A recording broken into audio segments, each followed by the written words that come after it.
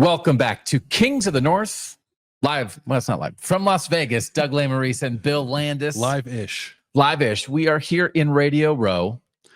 We talked to 6 Big Ten football teams on Tuesday, and on this Wednesday show, we will talk about ball with those 6 teams. We will do that with 3 different shows where we focus on the teams who talk each day from Vegas.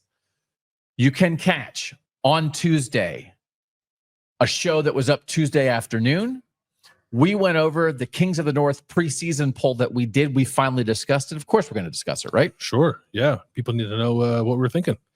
Tuesday evening, bonus episode. You can go find it wherever you get this on podcasts or on YouTube. You will find us discussing Tony Petitti's comments from Tuesday. That's like the big picture. What case did he make for the Big Ten? That was an interesting conversation, but it wasn't ball. No, it's more, not ball. No ball. And we were joined by Nicole Auerbach of Embassy Sports on that conversation. But on this show, Bill Landis, Warhammer, we will have players swinging Warhammers later in the show. We will talk about Ohio State. We will talk about Illinois, Indiana, Nebraska, Maryland, and Rutgers. And we will have several guests joining us for various clips that we talked to, including Ryan Day, Jeremiah Smith, and Caleb Downs from Ohio State, quarterback Luke Altmyer from Illinois, Aiden Fisher, linebacker from Indiana, Henry Lutowski, offensive lineman from Nebraska, and Athan Kaliakmanis, quarterback from Rutgers. Yes. So you can look forward to that. You also, on our YouTube feed, can find full interviews with Ryan Day, with Jeremiah Smith, and with Luke Altmyer, where we're dropping the full interviews there. You may not see every single thing here. Correct. You want to talk some ball? Let's do it. What we're going to do is we talk about all of our Northern Big Ten teams during the course of this week is we're going to reveal what we at the moment think they're going to do this season. Because when you and I voted in our KOTN polls, we did that by going through the entire schedule, doing wins and losses for everybody. I did mine in red and green. Did you do? I did red and green and the bye weeks for blue. Oh, no, I just wrote win-loss next to them. Win-loss. Look at this. Here, how's that? Oh, look at that. Look at that. Fancy. God, I wish I could show you people this. So good. No, I didn't do that. So we're going to start with the Ohio State Buckeyes, and I have Ohio State going 10-2, 8-1 in the Big Ten, tied for first in the Big Ten. What do you have Ohio State doing? 11-1, 9-0 in the Big Ten, alone in first place in the Big Ten. Which we don't award like a regular season Big Ten crown like they do in basketball, right? It's just that finishing first or second gives you the opportunity to go to Indianapolis to play for the Big Ten championship. Yeah. Because as we were discussing, like Oregon won the Big Ten championship last year. Is there a lot of buzz about like, can Oregon defend its Big Ten crown this week? No. Maybe when Oregon gets here, we'll see. There's a lot of buzz about the 4th place team, which is what Ohio State was last year. That was brought up this week as people were talking about play-in games. Like, Ohio State finished 4th last year. They would have been in a play-in game. That would have been kind of exciting because then they won the national championship. That's what this is all about. Tony Petitti just wants the play-in games because he thinks Ohio State's going to be in that game. Probably not more often than not.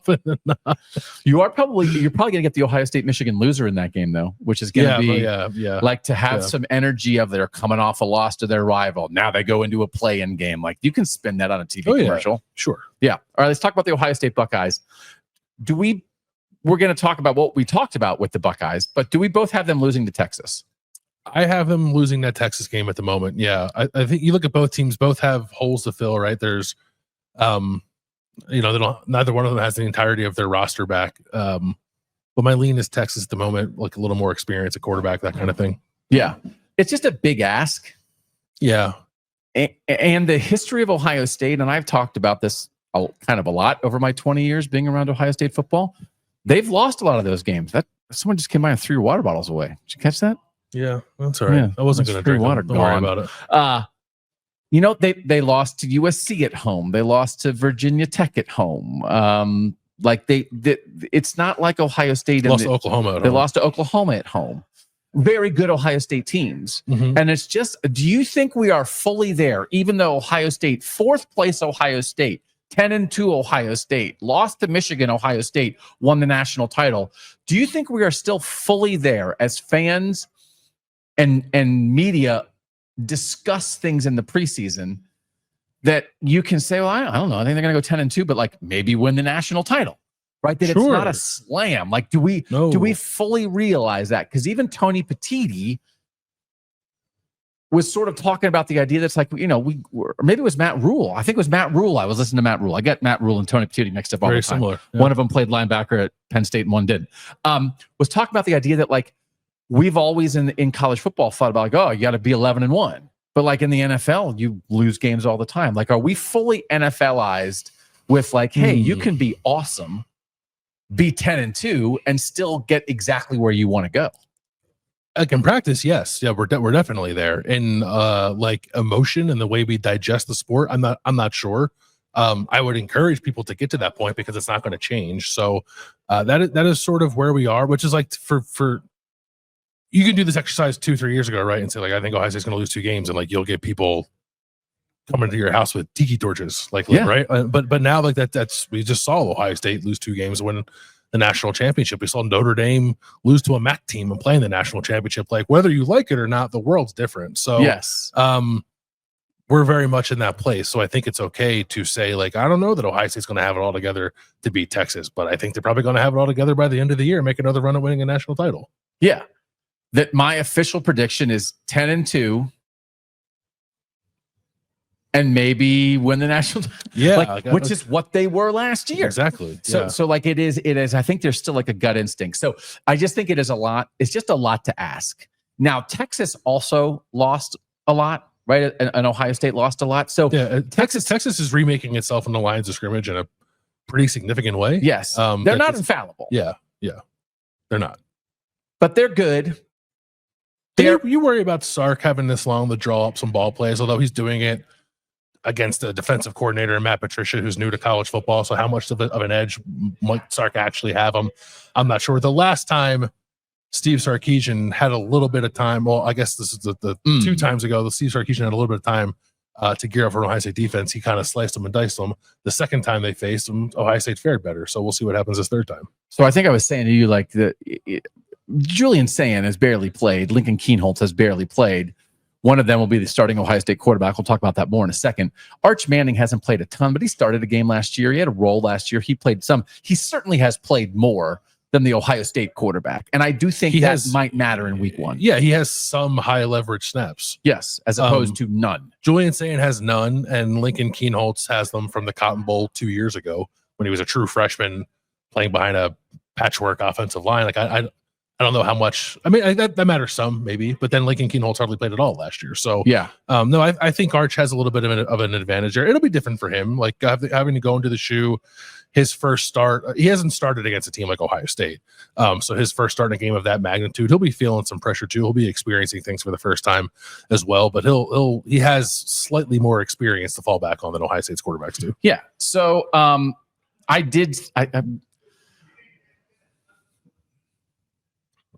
I've completely lost the thread on what I say in my life and what I say on a show. It's all the same to me. Mm-hmm. I don't like talking that doesn't create content. I'm going to stop having conversations with people. It's not worth it. I don't really have any friends. I was talking to Andy Staples and Ari Wasserman earlier today, and then I was like, why didn't we just record this? Why are we doing? We're just enjoying each other's company. This is ridiculous. Where is the microphone? But someone was talking about the idea of could it be a grinded out Ohio State Texas game? And then I was saying, like, what if Arch Manning does a little bit of what Trevor Lawrence did to Ohio State? Yeah, I said that. So you and I have conversations as friends, but also for content. Yeah. Trevor Lawrence really hurt Ohio State with his legs in that semifinal in 2019. And like Arch Manning, I could see something like that, right? Where neither quarterback is perfect, but you slip through a couple things. But then you started talking about Arvell Reese and Sonny Styles running him down like a lion runs down a gazelle. I'm fired up about Sonny Styles and Arvell Reese and Ohio State's linebacker situation in general. For anybody who doesn't know, Sonny Styles, senior, 6'4", whatever he's listed at, I would say it's probably more like 240, 245. Arvell Reese, I think 6'3", about the same weight. These are guys that I think are going to end up playing on the line of scrimmage once they get to the NFL, but right now they're linebackers for Ohio State. And it's just a lot of size and weight and speed and athleticism that, frankly, you just don't see a lot at that position anymore. So, like, it's hard to not be excited about them. Bill Landis' 3 favorite things: size, weight, speed. That's right. Pretzels. We actually talked to Ryan Day about that, so we don't want to scoop ourselves entirely. Yeah. Let's actually, as we'll talk about the Ohio State offense here. Why don't we go to some of the discussion that I had with Jeremiah Smith? You can find this full interview on our YouTube channel, but we'll show you a little bit about what I talked about with Jeremiah, including why he likes playing receiver so much. Joined now by Jeremiah Smith, who we did a poll, Jeremiah, of 54 people who cover the Big Ten, preseason Offensive Player of the Year. Okay. It's you. It's me. Yeah. How big a deal is that? I mean, to me, it's just accolade, I should say. Nothing too big for real, but just got to go out there and prove it this year, and hopefully, definitely can be the Big Ten Player of the Year, I should say. I should have made a trophy for you. I apologize. We don't have a trophy for you. I can remember this with Marvin Harrison Jr. when he was coming off his really big year, going into the next year, trying to figure out, like, when defenses are going to prepare for you, what can you and Brian Hartline and Ryan Day and this offense do to make sure that a defense can't take you away? I mean, Coach Hartline and Coach Day, I think they're doing a great job of finding ways to get me open so teams can't bracket me and do certain things to me. We had great conversations about it this offseason, so I just can't wait to see how things play out this season. Can you be outside sometimes in the slot, sometimes line up in different spots? Yeah, for sure. I mean, hopefully they can move me around a little bit. So like you said, defense can't bracket me and do certain things to me. So we definitely had a great conversation about it, and it goes translate over to the season, I should say. When you were coming up as a young guy in Florida, would you ever have imagined that you'd be doing what you're doing in the state of Ohio? No, never. Not at all. I thought I'd probably be in Florida or probably somewhere else, but never in the state of Ohio. I never thought that, no. I just like to embarrass defensive backs, really. Score touchdowns. So that's really the 2 biggest things for me, just embarrassing DBs and scoring touchdowns. That is quite a thing to do that to another human being, right? to put that on them. That motivates you? For sure, it definitely motivated me. I got to get in the end zone, so I got to embarrass you, so yeah. How many times do you feel like you embarrassed a guy last year? Like, was it like 2 or 3 times, or do you feel like it happened a lot? I don't want to say it happened a lot. Probably, I can't really count my hand, but it's probably a handful amount, I should say. What do you think embarrasses a DB more? Is it when you run a great route and leave a guy in the dust? Is it when it's a contested catch and maybe you moss a guy or do something? Is it when you catch it and run away from him? What do you think breaks a DB's heart the most that you can do to him? I say if you can't go wrong with either routing them up or catching over his head topping him. So probably between them two, you can't go wrong with, because you'll feel embarrassed either way. That one in the national championship game worked pretty well, right? Yeah, it definitely did work pretty well, I should say. So Jeremiah Smith is good at football. I'd say so. Yeah. Like, can you contextualize what you think he might do? I mean, obviously this idea of making sure teams can't take him away. I mean, it's like nobody can completely take him away, but how do you think teams will try to defend him? Yeah, he's going to get double teamed a whole lot. Maybe even like versions of triple teaming where there's just sort of 3 defenders kind of around him in zone coverage. He's going to get as much attention, I think, as a college receiver has ever gotten from an opposing defense. Now, it's difficult to do that because of what else Ohio State has, but I think anybody Ohio State faces is going to say, well, I'll take my chances and hope that Carnell Tate and Brandon Inniss and Max Clare don't kill us, and maybe Jeremiah Smith only ends up with like 4 or 5 catches. There were some games during Marvin Harrison Jr.'s, I guess that was his junior season, where he'd only have like 3-4 catches, right? And I think you can do that with that particular position, like try to eliminate it. The way around that is to just move Jeremiah around, play him on the slot more. We saw that a little bit in the postseason last year. He had a couple handoff or end arounds, I guess is more probably the appropriate way to describe them. I think he can do some of that stuff. So Ryan Day's smart. Brian Hartline is smart as the offensive coordinator. they will manufacture touches for Jeremiah Smith, fully aware that teams are going to be keying on him, maybe in a way they weren't 100% doing all the time last year. Mm-hmm. So I don't know. It's hard. It does make it a little difficult to project exactly what Jeremiah's production might be. I always say that even like the fact that we're having this conversation means that he's going to impact games tremendously, even if he ends up with only 3 catches. But I'm sure there are people saying, well, Jeremiah Smith only had 3 catches. I will say, well, yeah, well, Max Clare had 11 because because they was covered by a linebacker the whole game because you had your safeties on Jeremiah Smith. So Ohio State, I think will make it work. But it does make me want to temper my expectations a little bit, just on sort of like what the raw production of Jeremiah Smith might be in a world where he's no longer sneaking up on anybody. Ryan Day here on Tuesday said that the quarterback race remains neck and neck with Lincoln Kienholz and Julian Sayin. I don't mean to just get bogged down in recruiting ratings, but I just have a very difficult time imagining a scenario where it's not Julian Sayin. That why did you get a guy who in some rankings is the number 1 quarterback in his class? You got him away from Bama after Nick Saban retired, and then you don't play him. Excuse me. So it's getting choked up about it. Can't imagine a world. Play Julian Sayin. We've had this conversation again before, but here Ryan Day is saying this here in July in Las Vegas. It's neck and neck. Is it? I don't know. Like I saw a little bit of Ohio State spring practice with my own 2 eyes, and certainly came away from some of that thinking to myself, like, this is kind of close. And then you watch the spring game, and it didn't feel that way. It felt like Julian Sayin was better that particular day. But I don't think I said this before, I don't think Lincoln Kienholz was bad that day. And Lincoln Kienholz is a different kind of athlete, bigger body type. He does things that I think Julian Sayin is just sort of not physically capable of doing. But then I think Julian Sayin does things as a thrower that I'm not sure Lincoln Kienholz is quite equipped to do. And then there's always the mental part of that too. So I think it's right to err on the side of recruiting rankings, right? I'm not trying to make this thing something different than what it actually is. But I'd be lying if I didn't say, like, part of me is curious about the dual threat element that Lincoln Kienholz provides coming off of a season in which that felt pretty important. Like that the size of Will Howard and like the pocket manipulation and then his ability to run when things broke down were very important to Ohio State's offense last year. And Lincoln Kienholz does give you that. Julian Sayin, I don't think does. I don't know if that's enough for Lincoln Kienholz to win, though. We'll continue to have this conversation. I still think in the end, like that, Will Howard fit that because that's the guy they could get in the portal when the first thing didn't exactly work. But what does Ryan Day in an ideal world want? Is it a guy with accuracy and processing and a quick release and all those kind of things? Is there no part of you, though, that's like, so you had that. You had Will Howard. I almost hesitate to compare him to anybody in Ohio State's current quarterback room because he was so old. He'd been playing college football for 5 years, and he had whatever it was, I think almost 30 starts under his belt by the time that he got to Ohio State. But this was not a 5-star prospect. This was a 3-star prospect from outside of Philadelphia who had a couple of Power 5 offers and then became a guy who won a national championship for Ohio State.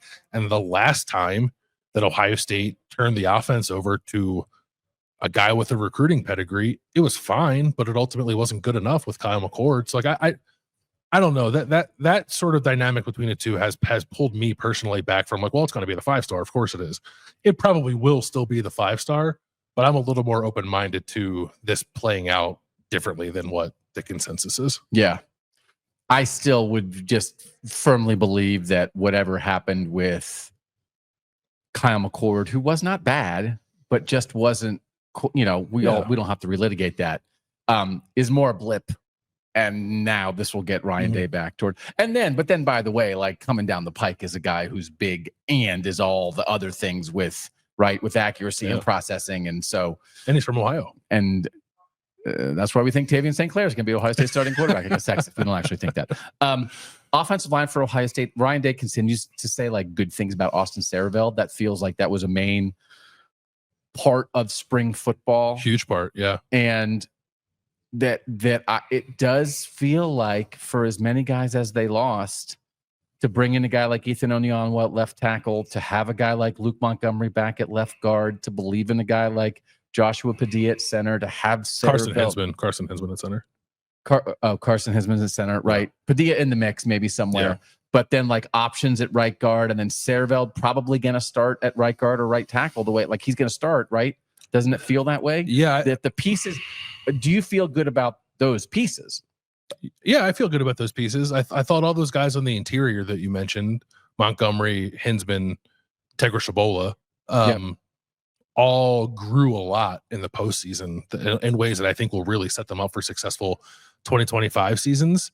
And when Ohio State went into the portal and added Ethan Onianwa from Rice and Philip Daniels from Minnesota, my thought process was just like, well, those are your two starting tackles.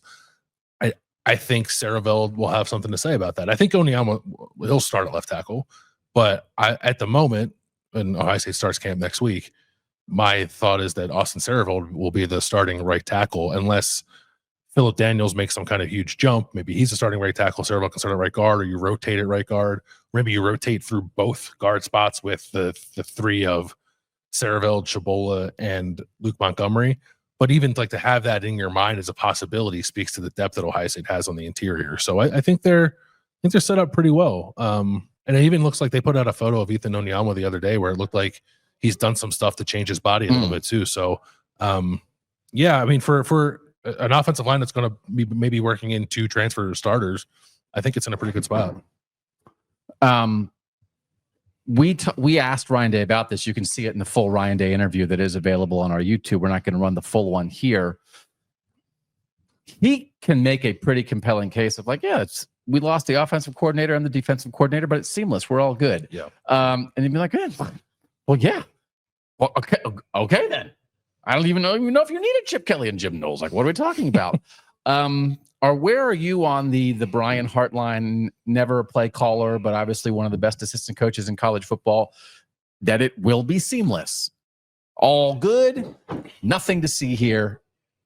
Is that where you are? No, it's part of the reason why I think Texas is going to win that first game. I think there will be some things to iron out. Not in any way that I think will ultimately hold Ohio State back from its goals, long-term goals, but it's hard to do something for the first time when you've never done it before. And it's not like you don't get preseason games to kind of feel your way through it. And even in the spring game, I think maybe in the spring game, Brian Hartline might have been in the booth a little bit, but he was on the field some. And either way, it's not the same thing.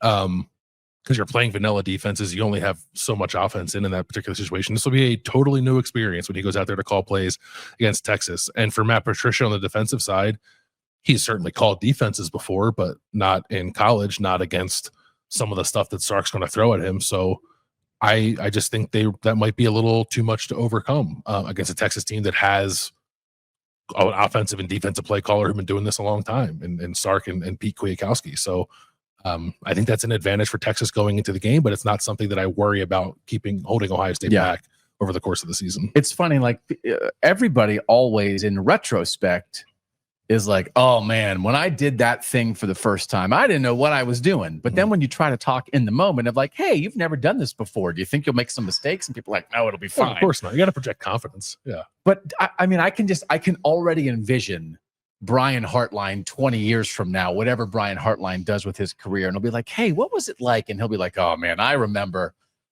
second quarter, my first time ever calling plays. We were playing Texas. They were awesome. And I asked Julian saying, was a young quarterback making his first start against Texas. And on 3rd and 6, I asked him to make this read that was a ridiculous play call by me. And he hit a linebacker in the chest with a pass and a pick 6, and it turned the game. And I've never, that was the worst play call of my life. Right. Yeah. And that's nothing. Of course, people make mistakes like that, but sometimes people don't want to hear that now. That like, I think that probably makes sense that kind of thing will happen, because you can't have the reflection and wisdom of old age without the mistakes of youth. Of course. Guess what this is right now? This is Brian Hartline never calling plays before, preparing to make the mistakes of youth, which is part of growing, even though he's a great assistant coach. Sure. So it's going to happen, isn't it?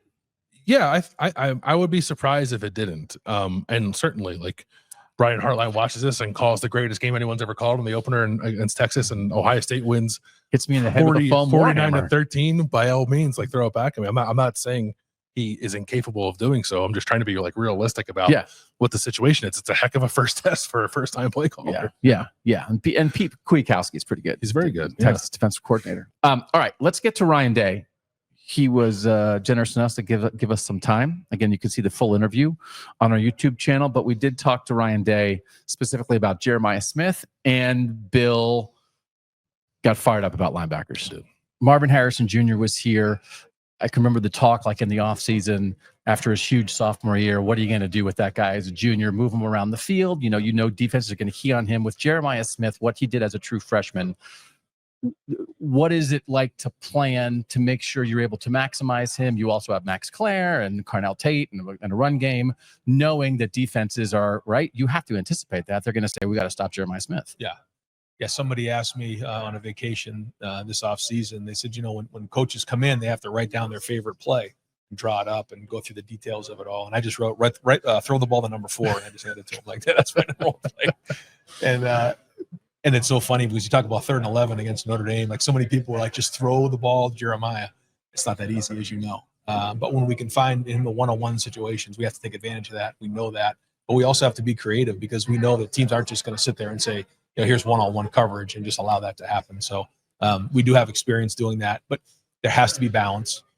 And I think, Carnell Tate, Brandon Ennis, Bryson Rogers, Mylan Graham, we have different weapons there.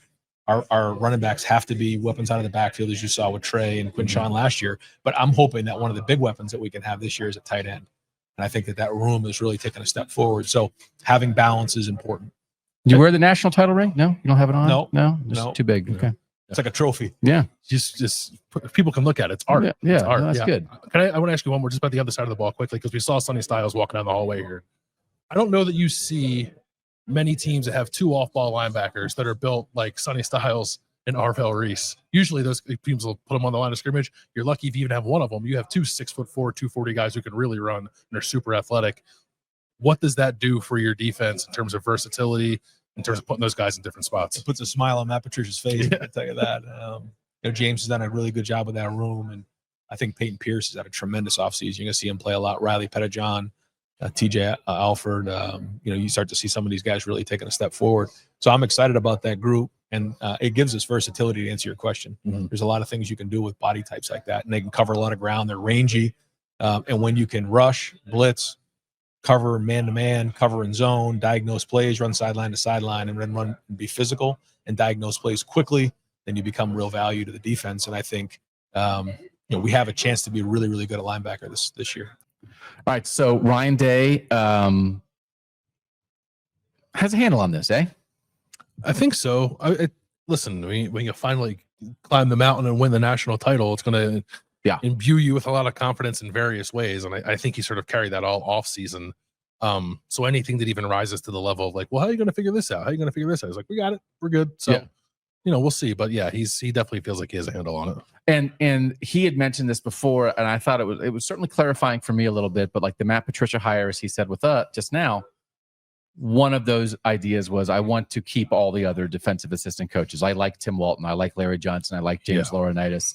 And that is very important to him, and I like what Matt Guerrieri brings with some of the Knoll stuff, and that maybe other defensive coordinators would have wanted to wipe out the staff and bring in their own guys. So you are keeping, even though Jim Knowles played a very specific style of defense, there are other parts of this.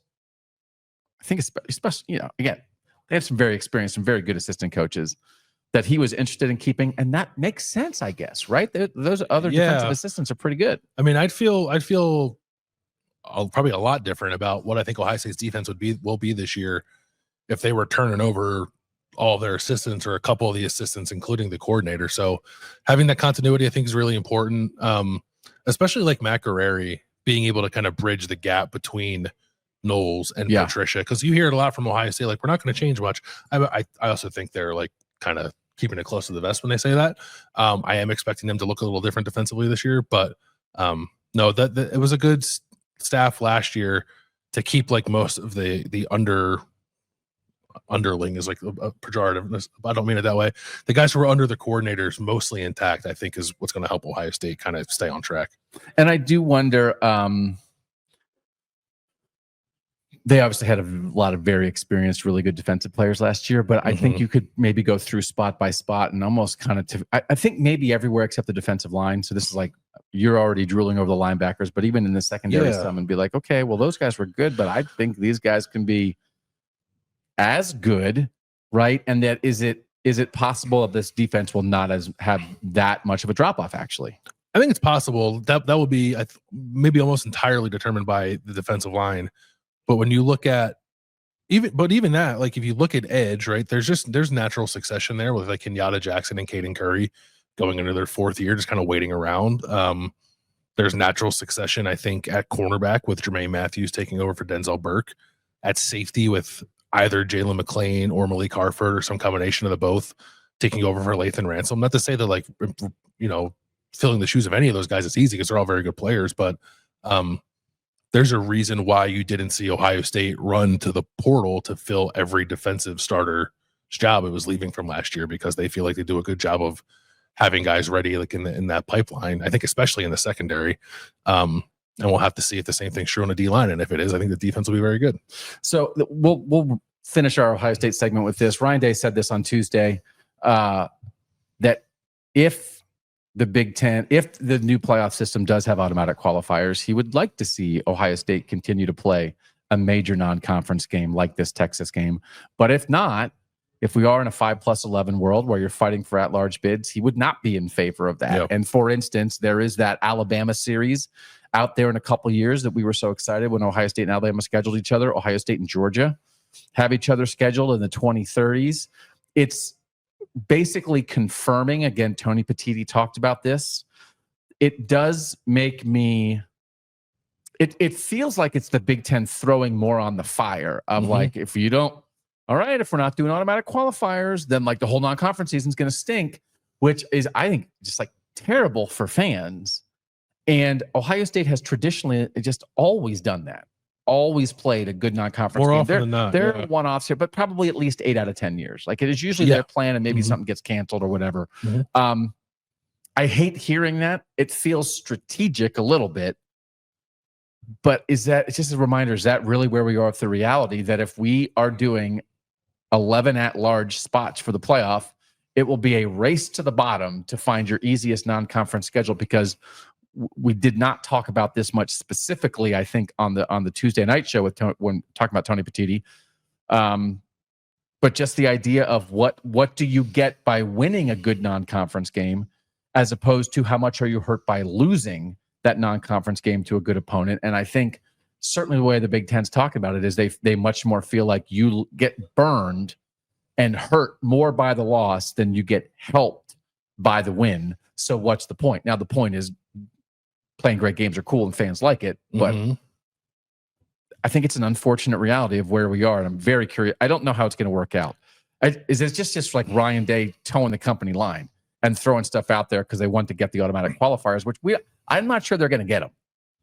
So then where are we? Well, I'm not sure they're going to get them imminently. Like I think we are practically all the way there on 12. This current format staying in place at least for one more year beyond this one, and then maybe it'll get revisited, which is fine. Like I think punting and giving yourself more time to figure all that out actually makes sense if you can't come to terms right now, being the Big Ten and the SEC. But no, I think Ryan Day is towing the company line. I think you'll hear that from probably James Franklin later this week. You might hear from Dan Lanning later this week too. Like the coaches who sort of have the most sway in this conference. I don't think they're empty threats. I think they will absolutely do that if we can't get to a place where we're having those automatic qualifiers, or the SEC is playing 9 conference games.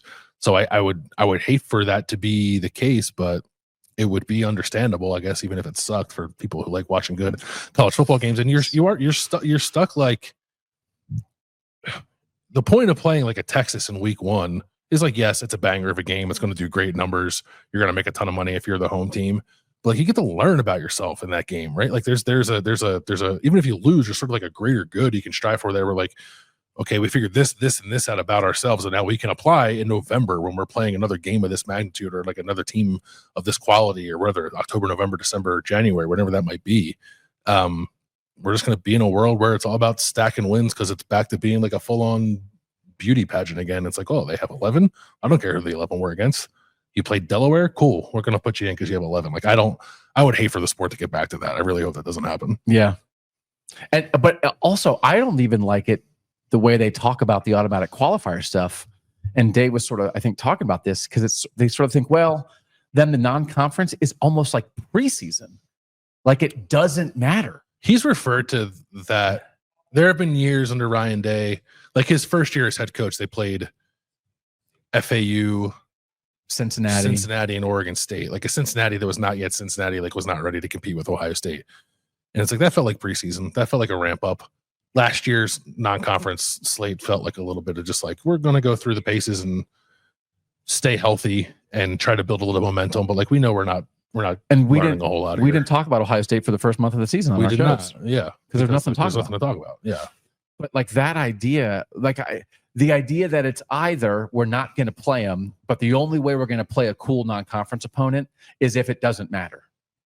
I don't like either of those. No, scenarios. when you put it that way, and it feels like it's those are the only two options. We can't create an option where what happens. It's not that it doesn't matter. It's if it's not punitive. Like it can matter. It can matter in different ways. Well, it would only matter if because it's like, well, if the Big Ten's getting 4 and the path to is only based on conference record and then winning playing games or whatever. And what happens in the non-conference does not affect you at all to get one of the 4 automatic qualifier spots for the Big Ten. Now, it would matter if you get thrown into the 3 at-large spots, right? That's quite a trump card. Well, we're not one of the top 4 in the Big Ten, but we beat Texas. Yeah, you like to have that in your pocket, yeah. Right? But that is like what happened. Like when people talk about like, I don't want to see the regular season diminished. If those are the only 2 options, then it does feel like, well, at least some component of the regular season has been diminished. Yeah. As opposed to a time when it felt like Ohio State lost to Virginia Tech, and it was like, well, that's it, their season's over, and then they had to fight all year with the albatross around their neck to get into the playoff in 2014, despite the Virginia Tech loss, as opposed to like, we lost and it doesn't matter. Like here's what I want: teams to be allowed to lose. But I don't want the game to feel like it doesn't matter going into it. Is that a distinction without a difference? Or a difference without a distinction? I don't know that we'll ever actually get there because people have expressed concerns about that happening. It's still like college football. It's the most like emotional sport that we play in this country. I don't. Some of it might go away. It could be lessened to a degree, but I don't think we'll ever lose all of it. So I'm not fearful of going into like a big game, a big non-conference game or a conference game, and people thinking like, oh, whatever. I think after the fact is where like the benefit comes. It's like, okay, you can process this now in a different way, but what you're feeling going into it, what you're feeling during it, I think they'll very much remain the same. Okay. I'm getting worried again. I know. This sport. It's so good.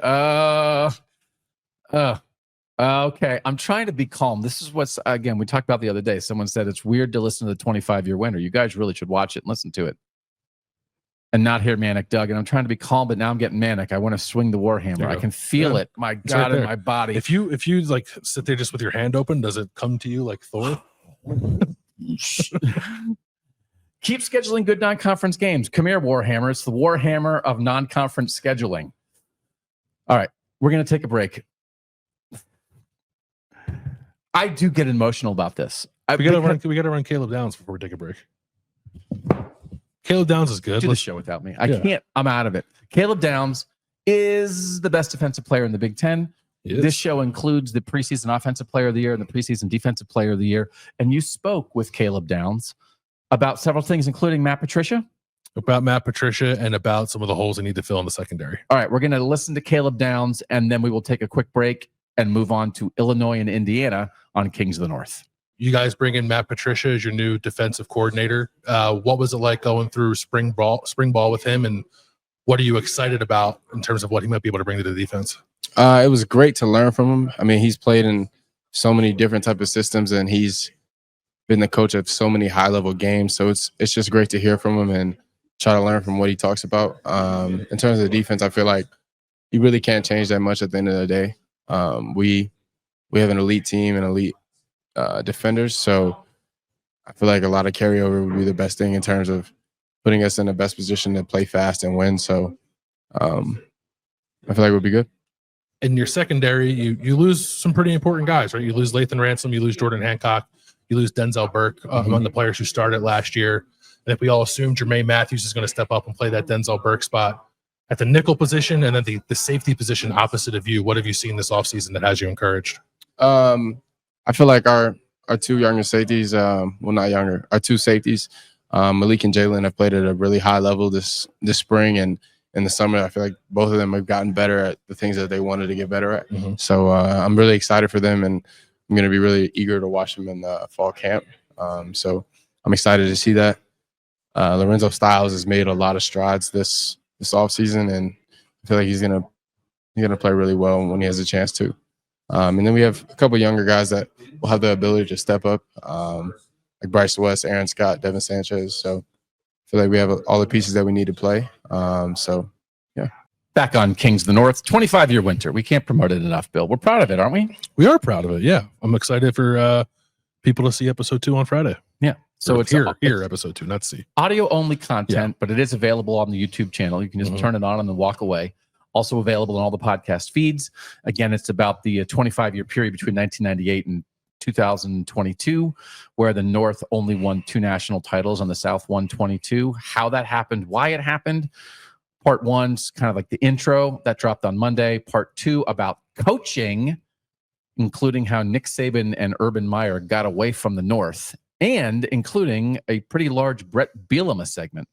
Is part of that coaching episode. That will drop on Friday, which leads us into the Illinois Fighting Illini. I did get to ask Bret Bielema. We didn't get him on the show. We'll have him on one day. I did ask him at the podium about being the guy who stands up. Oh, you have it? How'd you get it? You got it, producer Mike? All right. We'll put it in post. We got a banner. We're ironing banners and putting it in post. And we have foam warhammers. How far we have come.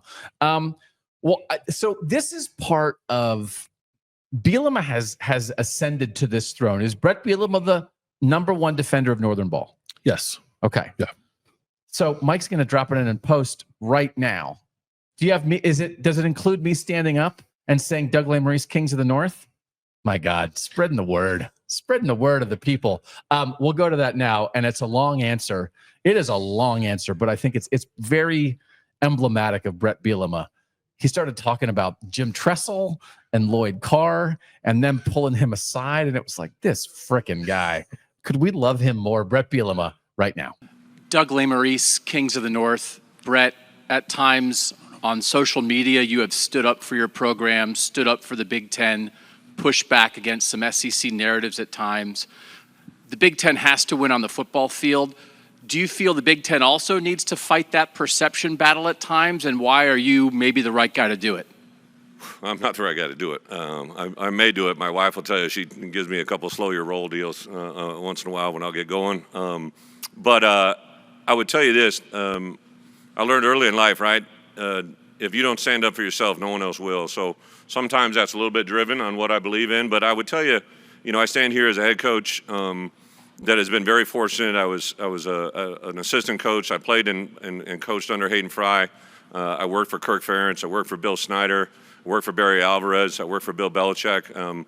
But those first 4 guys in college football, those guys are all first ballot Hall of Famers, right? And I today represent a lot of what they taught me. But also, I remember being at my first Big Ten spring meeting, and Lloyd Carr and Jim Tressel pulled me aside, and I was 35, 36 years old, and they basically said, hey, from what Barry has told us, you're going to be a really good football coach.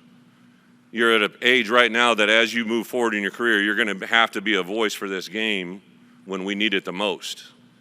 And I think about that all the time. Like, I was just sitting there, I'm like, oh, Lloyd's a pretty good dude. Jim Tressel, got the sweater vest and all, but he's a pretty cool dude, right? And I was just like, I didn't realize the impact of what those guys put in me as a young coach. I sat in there and listened to Joe Paterno and Delaney getting fights. I was like, this is awesome, right? Because they're going back and forth on debates. And the part that's been so awesome for me in my career is what's right is right. What your opinion is great to express on your own, but you have to listen to others, right? And you said right away, I don't go after the SEC. I like making points or retweets, but I want to make college football great. I want all of us to get to a place that everybody can have success. When this gentleman mentioned earlier about capping it at 4 and why should those 4 teams have to play another game, I'd say, why the hell would you not want to play another game, right?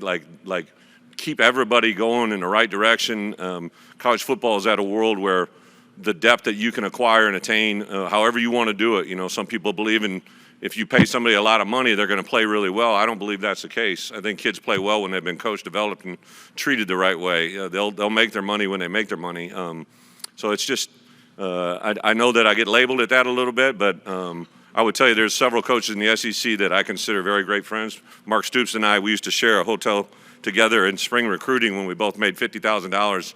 We split a Motel 6 for $32 a night so that we could keep our per diem money, right? And when he got his big contract, I know I got a little bit of one now too, but I said, man, come a long way since Motel 6, right? So some of those guys are my best friends and respect the hell out of who they are and what they are. All right, so we heard from Bret Bielema there, Landis.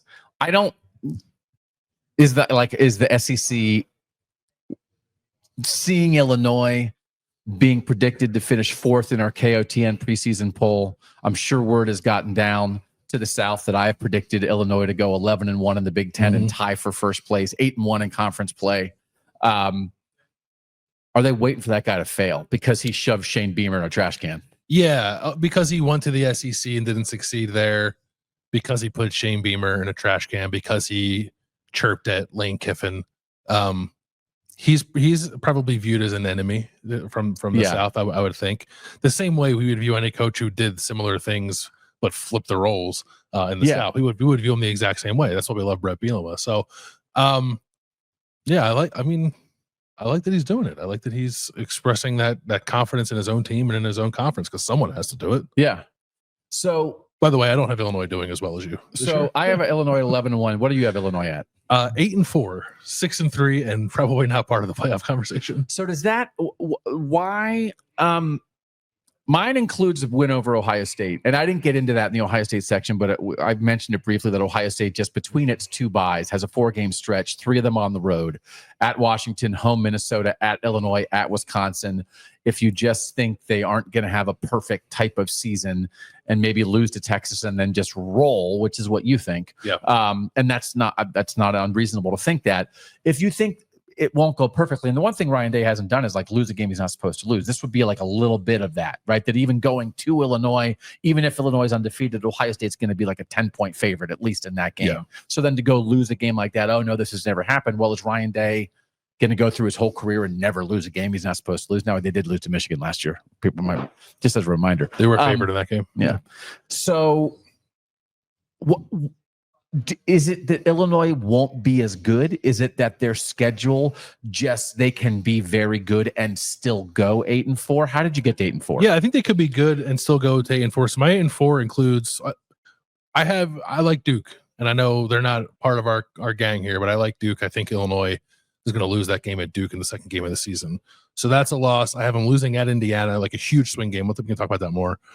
Losing to Ohio State, and then losing after Ohio State on the road at Washington, because I think that's a big ass too, to play Ohio State. Body blow game, whichever way it goes, it's a body blow game. Right. You got to go on the road across the country and play Washington. I think that's really difficult. Whether they have a break before that, I don't think they do. Where's Illinois? Oh, they're at the top of my thing. So Illinois, they do have a bye after Ohio State. Yep.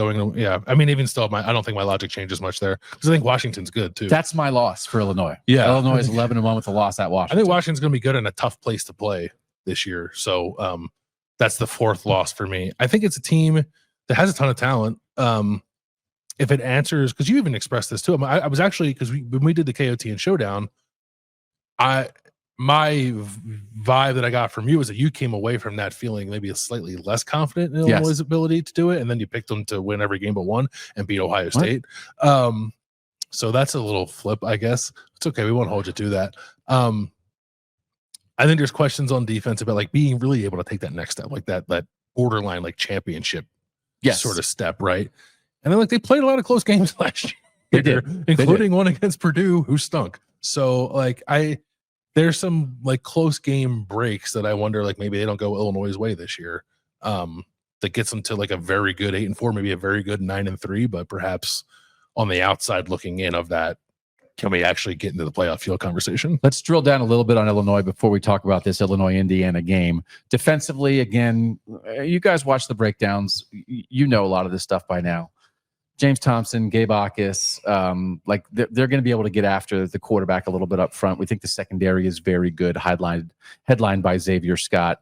The offensive line brings everybody back. Mm-hmm. It was not great all the time last year, so just because you have them all back doesn't mean it's perfect. But I think they can take a step, and then they do have to find some skill guys. They have multiple running backs I think they believe in. And then Luke Altmyer, got votes in our preseason offensive player of the year balloting. But like the one thing that we had said, I think we agreed on is like they were ranked more like in the 50s last year defensively. They got to get back to a top 25 defense. But I do think it's a demand. I think it's a necessity, but I think they can. I think they have the pieces to do it. Yeah. And a defensive coordinator who seems to be coming into his own a little bit to help get them there. My other thing with Illinois is they're not going to sneak up on anybody. Right. Too many people are talking about them for people like, oh, can you believe Illinois started the season 6-0? It's like, no, we all expected that. So they're just going to have everyone's attention from the jump, which just makes the game slightly more difficult. Not to, they can still win them, but they're not going to have sort of that element of surprise, I guess. Yeah. This year. I will say, and I do think it matters. Bret Bielema has navigated this before. Bret Bielema won 3 straight Big Ten titles. I think you could argue during the Bret Bielema era at Wisconsin that Wisconsin in that time period was the second best program in the Big Ten behind Ohio State. So he is not new to this, and taking a talented, experienced team and navigating, he's capable of that.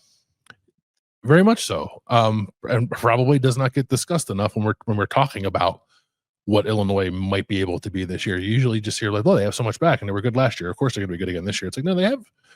If you can take like Arkansas Bret Bielema out of your mind and only remember Wisconsin Bret Bielema, it's like that's a heck of a football coach who has won at a very high level and will not be experiencing these things for the first time, understands what it's like to have some expectations placed upon you. So that'll help Illinois navigate what I think is some unfamiliar territory for a lot of these players, for a fan base that's maybe not used to like not only loving their team, but like dreaming about something that hasn't quite been done before. So no, that's well said by you. Because I certainly haven't thought enough about what Bret Bielema has done previously that could lend to Illinois having success this year. Yeah, and Bret Bielema sort of indicated like we know, people are talking about us, but like you have to earn that talk, and I think they feel like they kind of have earned that talk with beating Michigan last year, with winning the bowl game last year.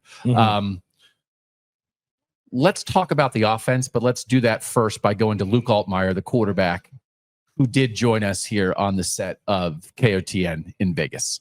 Luke Altmyer, I don't like when discussions about teams with great talent and experience turns into like, oh, you guys better win. I just feel like Illinois has a tremendous opportunity this year. How are you guys feeling about this? Yeah, what an opportunity, what a moment it is. It could be for us. Like we're just using our gifts and talents, daily to be the best individuals and teams that we can be. And we know if we do that, regardless of media, talks, stuff like that, we're going to be in a good position and we're going to expect to win. We know we can do it. We have a lot of returners who have done it. We know we belong. So, there's a lot of buzz. We asked for it, though. Like we asked to be talked about and things like that. But we understand what's important, and that is the daily work and the grind to be our best selves and our best team. So it's cool. We love the opportunity in front of us. It's something that we can do something that the university's never done before, and we embrace every moment of that. Yeah, who was good? Pat Bryant. Yeah, that guy was good. Yeah, but you got other great skill talent for sure. That's the way college football works. But like, what do you do when you lose a guy who is such a big part of the offense? Yeah, you better figure it out fast. But no, we have some younger guys who have developed into guys who are ready to take that step into his role and to be that alpha, to be that number one. So we have Malik Elzier, Alex Cappa-Jones, 2 young guys who are fighting for that outside spot, and even 2 transfers, one from West Virginia and Ball State, who are going to be good players, and 2 slots who have been our guys. But it's going to be hard to replace Pat and Zachary Franklin, who got picked up by the Raiders. Yep. So it's a big deal. I'm gonna need an alpha out there to do it. We have good candidates to do it, a lot of guys with good talent, so I'm excited. Okay. I don't mean to do this to people, but I can't help it. Okay. I picked you guys to go 8-1 and tied for first in the Big Ten. Is that okay that I did that? 8-1. What about 9-0? I apologize. Here, you can hit me with the foam warhammer. That's what I think of when you're bringing guys like James Thompson in, and you're bringing defenders like Xavier Scott and Gabe Akis back, and you have an offensive line that is as experienced and as deep as talented as any in the country. And then a veteran quarterback, man. I mean, veteran quarterback goes a long way these days. Yeah, it does. I mean, those like the defensive guys you mentioned, those guys are studs, guys who have played at a high level, experience, and guys who are leaders for that bunch. Very talented, play a lot of football on Sundays. So, yeah, and then just being a veteran guy who's done it, been through all the highs and lows of the position, and understands how to deal with the week-to-week grind is a big deal, I think, too. I understand how to prepare the right way and play the right way too, and put my team in good situations. So excited to do that moving forward. You know what we like? We like when Bret Bielema stands up for Illinois and stands up for the Big Ten. Yeah, who doesn't, right? That guy. Yeah, who doesn't? Who doesn't like that? You guys like that? Yeah, of course. You like it. We like We it. love it. Who doesn't like it? Yeah. Yeah. Like you got to walk it, but if Talk you're to walking it, and you guys are walking it, then like Why not? Yeah, for sure. have some pride, man. Right? Enjoy the moment, man. You earned Yeah. it. Yeah. Yeah. Hey, Yeah. He's a dog. All right, so fun to talk to Luke Altmyer. This Bielema quote, by the way, about expectations that I think is relevant. Some people give expectations, and that's great. But for us at Illinois, we have to earn them. We have to have a chip on our left shoulder and our right shoulder. The way we've earned these expectations will be the way we earn success this year. Veteran quarterback really helps. And in a world where we are talking about Julian Sayin and Lincoln Keenholz at Ohio State and Bryce Underwood at Michigan as a true freshman, and Dante Moore, who's played some at Oregon but is a new starter there, and you have Luke Altmyer back. Probably three guys in the Big Ten at quarterback that you I think their teams feel pretty good about. They know what they're getting, and that's Drew Aller. I don't want to leave out Athan Kaliakmanis, your guy who's going to come up later in the show. Yeah. But Drew Aller at Penn State, Fernando Mendoza as a transfer at Indiana, but has done it at Cal, and then Luke Altmyer at Illinois. Those are three veteran quarterbacks that those three teams believe they can be playoff level quarterbacks. I think so. I think there's reason to believe that too. Because it's not that Luke Altmyer is experienced. He's got some scars on him, right? Like he had to go play that really tough game at Penn State last year. He's got some talent too. Like he's kind of a dual threat guy. He can move around a little bit. He's got a live arm. I think he's a guy who's going to be on NFL radars when his career is over for sure. So I'm curious to see what, if any, like a next step might look like for him. But even if he's the quarterback he was last year, I think Illinois can probably still get to the playoff. But if he's any better, then that's the thing that's like, okay, like Illinois is a little something different than maybe I'm even anticipating right now, because I do think he's got more to his game that can come out with experience that he has. But it'll be tougher without some of the reliable weapons he had last year. So we'll see. But I think I think he has a chance to be like a top 5 quarterback in the Big Ten, if not maybe something even better than that. Yeah, I think I did come away in the breakdown. I was maybe a little more like, I'm not sure about like quite where Luke Altmyer is. And I'm not going to sit here and just say just because he was a swell fella who came on the set and waved the Warhammer. Yeah. But he is a swell fella who waved the Warhammer. So like that matters also. So let's move into talking about Indiana, because I don't know. Could we argue that week 4, Illinois at Indiana is one of the 5 biggest swing games of the college football season? Yeah. And because it's one of those, and this is again where we talk about like, diminishing the regular season. Ohio State and Texas is a gigantic game. Both of them can get where they want to go, regardless of who wins that game. Yep. I'm not sure if the loser of Indiana, Illinois can get where they want to go. And that is not to say your season is over in September, but it is to say, I think both those teams play a bunch of games against the strong middle of the Big Ten, and there's not going to be a lot of wiggle room, and the winner is going to be in so much better shape, and certainly it's going to change our thinking. The winner of that game, we're going to be like, oh yeah. Yeah, I think yes. I don't know off the top of my head like a bigger swing game that I could point out, and I think there's an opportunity to learn a lot about both teams. It's incredibly important for both teams, but it's really, I think, important for Indiana. We didn't see Indiana play that kind of game last year. We didn't see. We saw Indiana play and beat a bunch of teams it was better than, and then play a team in Ohio State that was significantly better than Indiana, and that showed up in the box score. And I don't even think like the Michigan game, while it was a huge win for the Indiana program, was quite like an even footing game, because Michigan was so limited on offense last year, and especially in that game. we have not seen like a Spider-Man meme Indiana game, right? And I think Indiana, Illinois is that. So it's a game that has incredible stakes, I think, for the playoff for both teams, but it is also, I think, in a lot of ways, like a measuring stick game for Curt Cignetti's program. Did you not say to Aiden Fisher, can't this year's Indiana be Indiana? I did say that to Aiden Fisher, and he gave us an answer on asking himself the same question. Is that in the cut? It is in the cut, yeah. Mike, can you put that in post? Look at this. All right, let's go to your interview, part of your interview with Aiden Fisher, great linebacker for the Indiana Hoosiers. Pleased to be joined on Kings of the North by Indiana linebacker Aiden Fisher. Aiden, you guys were so good last year and surprised so many people that I think all of college football is on the lookout for who's the next Indiana. And my response to that this offseason has been, what if it's Indiana? Like what if you guys are just as good as you were last year and have that same kind of season and get back to the college football playoff?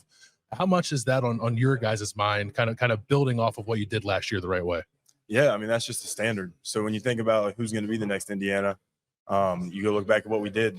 That's what we do as a unit, as a program. So I see the same question on Twitter, on TikTok even has it. The next Indiana is going to be Indiana when you think about the stats that we put up, the way we play, the winning, everything. So I'm with you on that one. You guys return some really strong individual defensive players this year, yourself included, Mikal Kamara, D'Angelo Pons, guys that I think will be in contention for all Big Ten, All-American kind of stuff. Mm-hmm.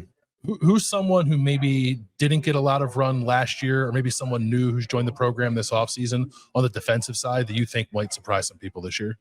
I think he turned some heads last year, Amari Farrell. Okay. He's a special player at safety for us. And then, I wish I could name the whole team. Looking at linebacker, I think Elijah Hardy's gonna break out on the scene this year.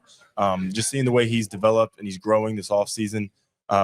Physically he's great, but mentally he's just so many steps ahead of where he was. I think it's gonna be really special for him. All right, so what do you have the Hoosier? Thanks to Aiden Fisher, by the way. Another swell fella, right? Yeah, great guy. Yeah, second time I got to talk to him. I talked to him at the Indiana-Michigan game last year. Yeah. So, he's got a good head on his shoulders, that guy. What do you have Indiana going? So I have Indiana at 9-3 and 6-3 in the Big Ten, but then I have them above Illinois because I have them winning the head-to-head matchup. So Indiana is I'm just going through the standings. 1, 2, 3, 4, 5, 6th place team. Which is where they finished in the poll. They were 6th in our poll. Yeah. So my losses are, I think they have like 3 incredibly tough Big Ten road games at Iowa, at Oregon, at Penn State. I have them losing all 3. Okay. I have them 8-4, 5-4. I have them losing the Illinois game at home.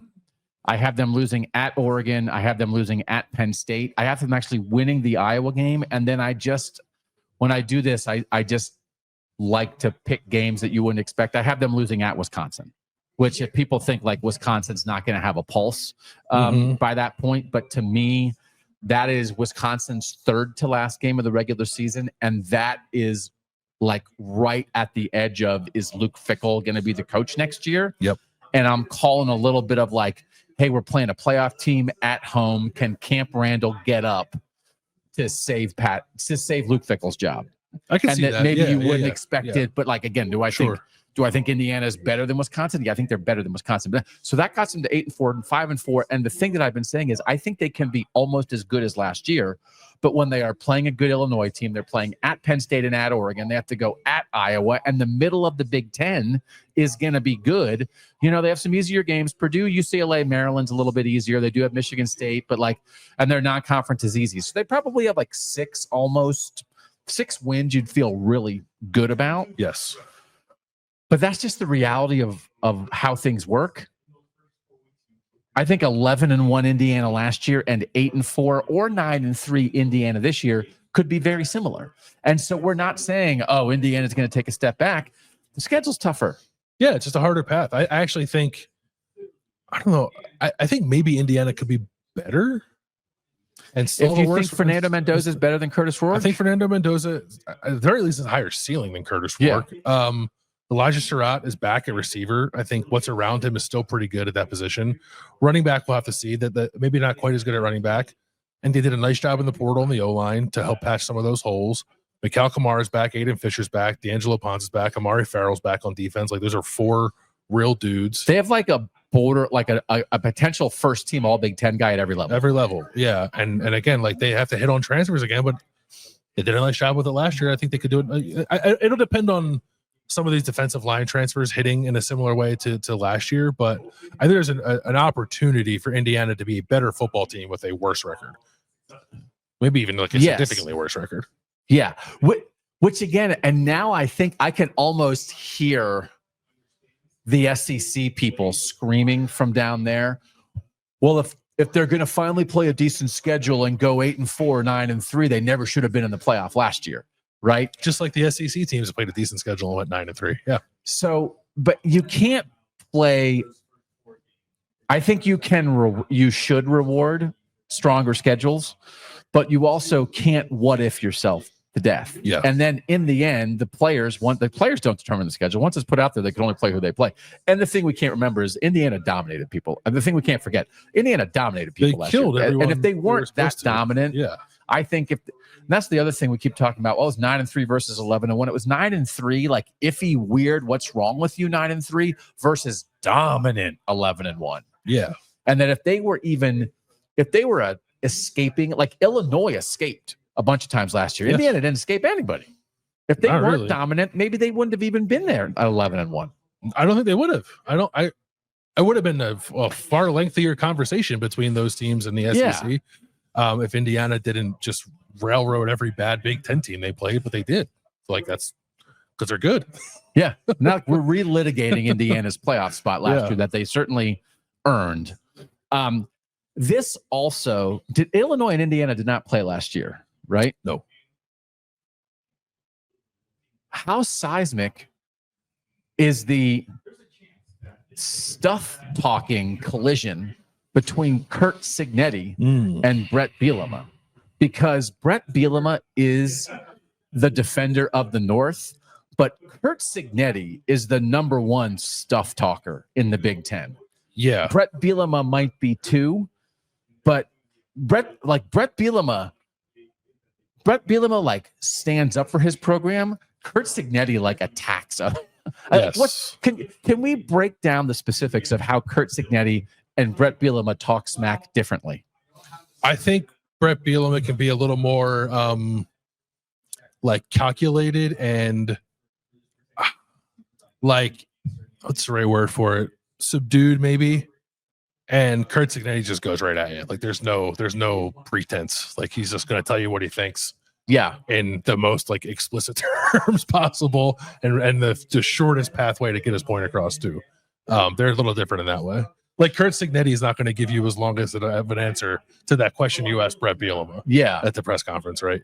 He'll probably just say, like, the SEC sucks. We're great. Next question. Like that kind of thing, right? No, because Bret Bielema became a head coach at 35 in the Big Ten, and Curt Cignetti had to work his way up through every level of college football to finally become a head coach at the Big Ten in his 50s. So it's sort of like the difference between your uncle who likes to talk and your grandpa who doesn't give any crap anymore. Yeah, no filter. Yeah. Which I appreciate. Yeah. And we want them both. We want Uncle Bret and Grandpa Sig. But Illinois got to beat Duke because Indiana's going to roll into that game. Indiana goes in that game, Old Dominion, Kennesaw State, Indiana State. They may not be scored on, and they might average 60 points a game in those 3 games. I swear to God, we're doing this. Every time we talk about this stuff, we further disincentivize Big Ten teams from scheduling anybody because it's like, well, we know Indiana's going to be undefeated. But like Illinois has to go on the road to Duke, and it's like that's going to be a fun game, and we're excited about it. But wouldn't they be better off playing Illinois State? So like who? Yeah, yes. Or will Illinois actually increase its chances of beating Indiana because they have to go to Duke and test themselves and rise up and show fortitude? Yes. No. I think Illinois will be better prepared for that game than Indiana because of what Illinois has to play before it. Okay. Yes. Talking about Grandpa Sig who doesn't care anymore. This is a question at the podium for Curt Cignetti. You guys recently announced that you canceled a future home and home series with Virginia. Can you talk about what went into that decision and why you think that's in the best interest for your program and the fans? Actually, Mike, do we just want to pop this in? Can we put that in post? Put that in post. We're gonna pop this in. So you now have the question. We're gonna give you at least part of the answer from Curt Cignetti, which includes him just teeing off on the SEC. Yeah, that was a scheduling philosophy that began before I was hired, but I did sign off on it upon being hired before our first season. Okay, and look, here's the bottom line. Okay, we picked up an extra home game, and we play 9 conference games. The 2 best conferences in college football, any football guy that's objective will tell you, is the Big Ten and the SEC. All right? 12 of the 16 SEC teams play 3 G5 or an FCS game. 12 of those teams play 36 games, 29 G5 games, and 7 FCS games, and 1 less conference game. All right? So we figured we'd just adopt SEC scheduling philosophy. Some people don't like it. I'm more focused in on those 9 conference games. Is he wrong? Like, is any of that wrong? Because the thing is he wrong? It's like we make fun of the SEC for its non-conference schedule, like teams like this. And then if Indiana's going to fall, then what we already did the other day, then we make fun of Indiana. If an SEC coach did that, we'd flamethrow him. We would. Warhammer. No, I know. If Lane Kiffin got up and was like, hey, Who, by the way, I think only plays 8 power conference teams this year. I know. But they play Tulane, and Tulane's a banger. Yeah, that's true. Jake Retzlaff's playing Northwestern in the opener, by the way. Jake, BYU, king of the future, past Northern King, Jake Retzlaff, who's now transferring to Tulane, is going to play Northwestern and Ole Miss. Yeah. Like, he's not wrong. I mean, Tony Petitti did talk about this, like finding incentive. And we talked about it in our show where we were trying to find solutions for the playoff. Like, can you do something with some kind of formula that the committee really either leans on or that becomes an actual part of the committee deliberations, or like it's partial human and partial formula that really incentivizes strength of schedule? Because I don't think it's about like, well, we're going to break up non-conference strength of schedule and conference strength of schedule. I do believe like the test of your 12 games is the test of your 12 games. And now I'm like backing the SEC. The more tough games you play in your conference, like then, okay, well, we're not going to go play a million over here. Yeah. But like 4 lousy games when you play only 8 conference games, like that's a lot. It is a tough schedule though, right? I don't love this. I don't love it. If they were doing this with last year, like I guess they did do this with last year's schedule, but we didn't know to care because we didn't know Indiana was going to be good. But like at least they're playing Illinois, Iowa, Oregon, Penn State, 3 of those on the road. Yeah. So it's not like they have an easy conference slate in addition to, but I still don't like it. No, I still don't like it. Man, he would yell at us. I'm glad somebody asked him. I didn't stay in there for that. I stayed in the big podium thing to ask Tony Petitti a question and Bret Bielema a question to spread the word of KOTN and get the people aware of what we're doing here. But I didn't stay in for all the coaches. But if I had stayed in for Cignetti, that's what I would have asked. Yeah, we talked about that when the news broke that they did it, that he needed to be asked about it. So I'm glad that he was, and at least his answer was entertaining. And it is one of those. But like, is that right? Your friends jump off a bridge. So you're like, is that an actual? Is that an actual answer? I guess it's an answer. It's an answer. It's not one. Grandpa Sig. Grandpa Sig. I'm not smoking any more cigarettes. All right. But we do think like Indiana, Illinois is a turning point in the season. I think you got a wedding that weekend. Oh, is that weekend? September 20th. I do have a wedding. Yeah. My brother's getting married that Friday. Yeah. I'll be in a position to watch the game, but I was kind of hoping to go to it. I guess I can do that. I might go. Yeah. We should do I don't know what we'd call it, like the banger meter, or like assign some kind of point value to like the biggest northern games. Like week by week, or as a show in the preseason? Just like a show in the preseason. Like here are our 10 whatever. Like the games that will have the greatest effect on northern football this year. Yes, because I think this could be number 1. And not to spoil it, because like certainly Ohio State, I think Ohio State, Texas is a little bit different because those programs are so established, and they were both in a national semifinal last year, and they are uber talented and recruit at the highest level. I do think Oregon, Penn State is in that conversation because I don't think Oregon, Penn State is quite the same as Ohio State, Texas, where the losers 1,000% fine. I think they're probably But it is fine. like, here you go, James Franklin, top 5 team or Like, whatever, top 10 team. If the loser of Yeah. that game is Penn State, I'm not sure that Penn State is fine coming out of that. No. Right? I don't think so. It's going to conjure up all the old questions. And then Oregon to have not, they didn't lose a regular season game last year, to lose a regular season game in September. And then they just have a couple like tricky ones along the way, including Washington at the end of the year. Somebody's got to lose that. The loser probably still makes the playoff, but like there's less wiggle room. And you're going to, depending how that game goes with Oregon and Penn State, you're going to squint at the loser. Sure. Especially if it's Penn State. Yeah. Maybe less so Oregon, because I think there's, at least on our part, there's like an expectation. We've been talking about Oregon losing that game since January. But there's an expectation of growing pains with Oregon. Yeah. Same way with Ohio State. No one thinks Penn State's got stuff to work through. What did you say you want to call it? The banger meter? The banger meter? We don't have to call it workshop that. Yeah. Producer Mike, who likes creative things like that, raised his eyebrows at the idea, and then he kind of cocked his head to the side of the name. Why? Bangers are sausages in Britain. We call it the mash. Yeah. Well, call it the Warhammer meter. There you go. Yeah. And then there's something there. We'll brand it. Okay. Smash Factor? There you go. I also think we need to workshop that. I'm not sure.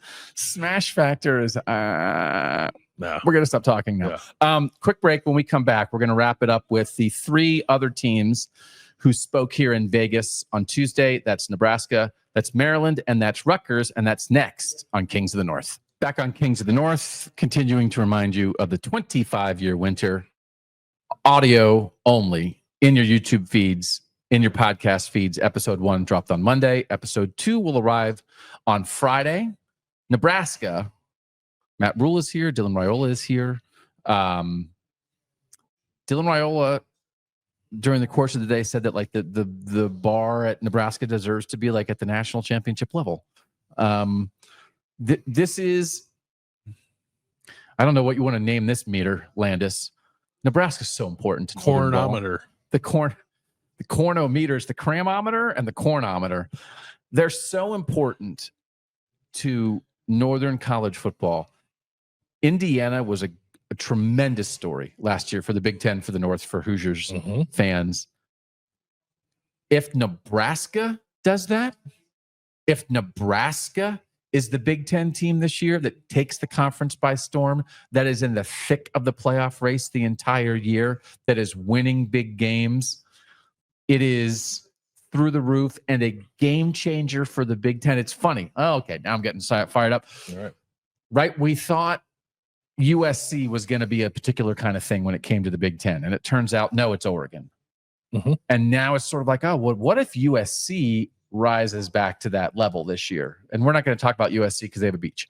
But what if what actually happens is that Nebraska, basically for the first time since it joined the Big Ten, is that kind of Nebraska? Like we talk, like Ohio State's Ohio State, Penn State's Penn State. Oregon's Oregon, Michigan's Michigan, as long as they get the stuff sorted out. We love the middle of the Big Ten. But what if Nebraska is the program that 3 years from now, when we talk about the top tier in the Big Ten, Nebraska's in it? I think raising the Warhammer again. I think that there are 2 programs in the Big Ten that I think have the opportunity to rise up to that level, but then sort of like the potential backing to stay there if they get there. Nebraska's one, Washington's the other. Okay. I think the rest of the league will have opportunities to rise and fall. And that's okay. But I just like we know what Nebraska is. And I understand they're not doing the same thing roster wise they were doing in the 90s and earlier when they're getting a bunch of dudes from Texas and that kind of thing. But like the brand, I think, is still pretty strong there. And if they show an ability to win at a greater level, certainly than what Scott Frost did, than what Matt Rhule has done in his first couple of years, and like Bo Pelini, 9-3 Bo Pelini, like something beyond that too.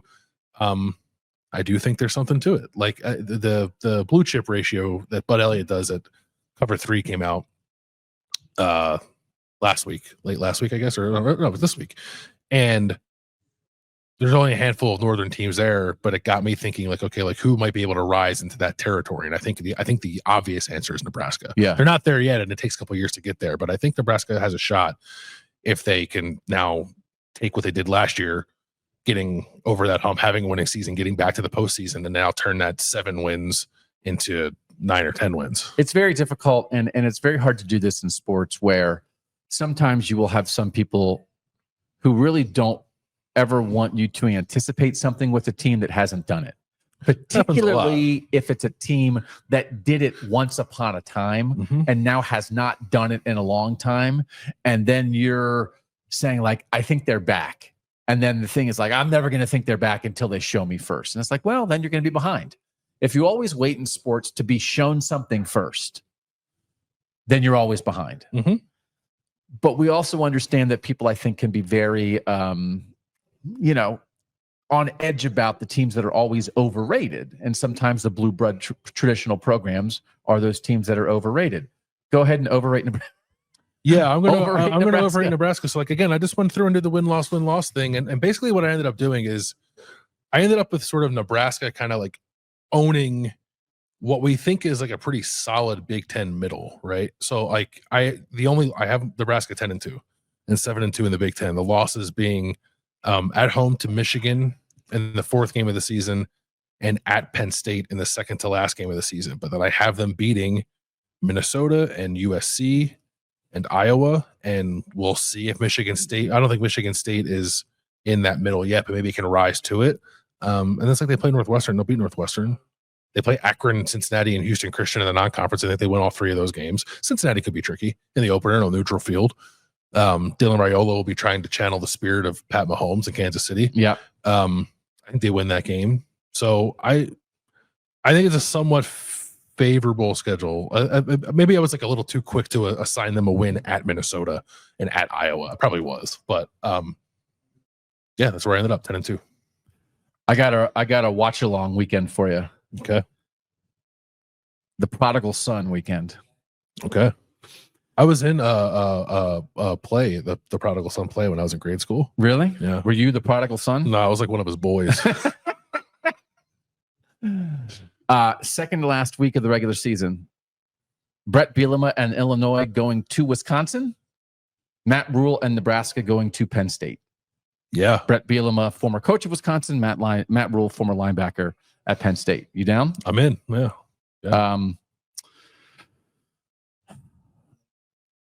I have them 9-3 with a loss to UCLA. Because again, I'm playing that game, right? Like I'm playing the what? I'm playing the Nico. Yeah. I do think it is. I occasionally have to remind myself that UCLA and USC exist. Yeah. And Nico Iamaleava got a 3rd place vote in the preseason offensive player of the year vote. And I was like, why are people voting for guys not in the Big Ten? And I was like, wait. So like that is a thing, right? I mean, like Nico, it's been an odd path for Nico, but like that kind. We have 2 really. I think they're either the bottom of the middle or the top of the bottom. Are Michigan State and UCLA? Yes. And they are quarterbacked by 2 really interesting 3rd-year quarterbacks who have both started before. You have a chance to like figure it out and be studs this year. Yeah. And like last year, who did Michigan State beat Iowa last year, right? Off a bye. Yeah. Where it was like just Aiden Childs was like, that's it. Yes. And I think the idea that both Aiden Childs and Nico Iamaleava this season could have a weekend where it's like, that's it, and beat somebody in the top 25 is, I would say, very probable.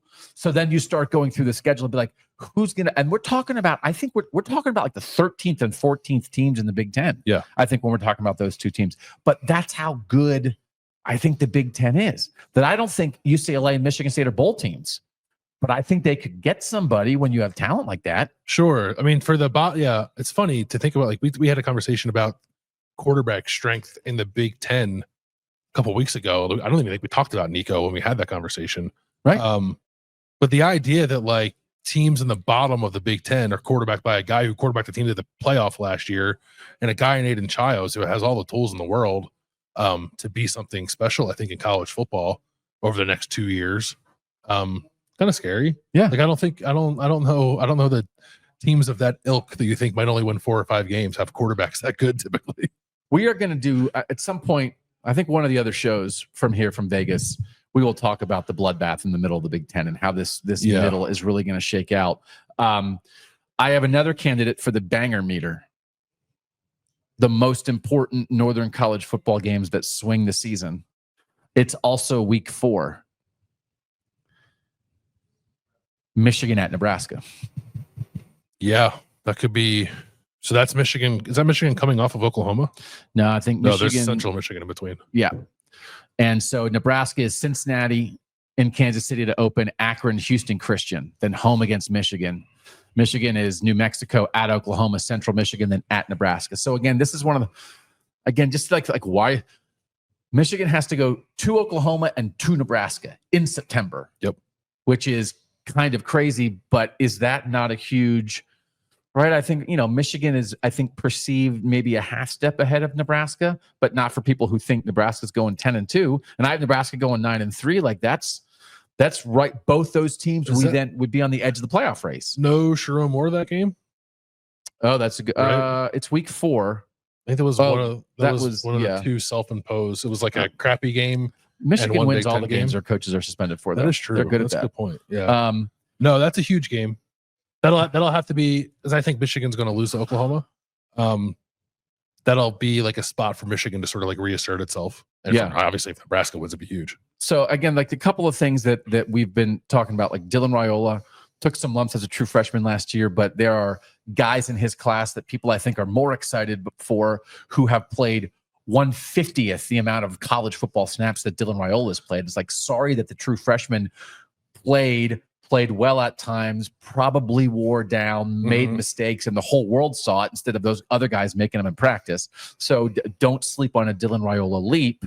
And then you pointed out very astutely, a lot of people were talking about Matt Rhule year 2 and the jumps he made at Baylor and Temple when we talked about Nebraska last year. But you have brought up, what about year 3 at what he did at Temple and Baylor? Year 3 at Temple, 10-4, which is like winning 10 games at Temple is borderline insane. And then 11-3 in year 3 at Baylor, which lines up with more jumps. That's the equivalent to a 10-2 Nebraska season this year. 7-6 to 10-2. Yeah. So we are both talking about Nebraska as an edge of the playoff team. Another thing Dylan Raiola said that, here today that I saw was interesting. He said Dane Key, their receiver transfer, is like basically moving in with Dylan Raiola when camp starts. Is there a Kansas City Chiefs receiver who's going to start dressing and acting like? Yeah. So like it feels like there's a lot to like with the roster. And Matt Rhule got asked about Scott Frost by some of the very good Nebraska beat writers today, and like popped off a little bit because Scott Frost had said, you saw the quote, right? I saw the quote and watched a little bit of the video. Okay. Yeah. So Matt Rhule came ready for the question about Scott Frost was asked by The Athletic at Big 12 Media Days about taking the Nebraska job. He said it was a mistake. He said he didn't want to do it. There was the pull of home. He had to do it. And then asked if there was any advice. He said, like, don't take a bad job. Yeah. Matt Rhule was asked about that here today, I think several times, but in his breakout session here, he said, I